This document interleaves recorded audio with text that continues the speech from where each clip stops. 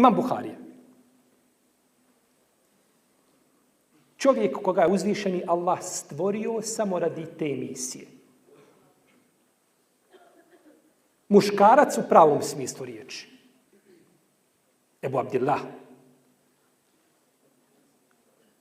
Muhammed ibn Ismail, ibn Ibrahim, ibn Mughira, ibn Berdizbe, al-Džufi, rahimahullahu ta'ala. Napisao je svoj sahih za 16 godina pisanja. 16 godina je pisao svoj sahih. I između 600.000 hadisa on je uzeo taj sahih. A vi u njemu imate 7.500 ili tako nešto.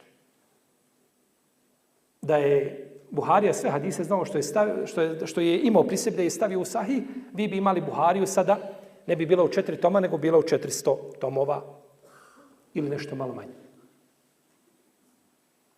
Počeo je svoj sahih sa poglavljem Bidul Vahi, početak objave.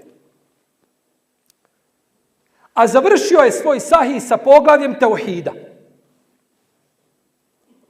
I mi sada kada čitamo Sahih al-Buhari, kažemo pa dobro, imam Buharija, da se stavio na početku Bidul Vahi, spomenuo u njemu par hadisa, nakon toga je išao ovaj Kitabul Iman, Kitabul Ilmi, nakon toga je išao u poglavlje Tahareta.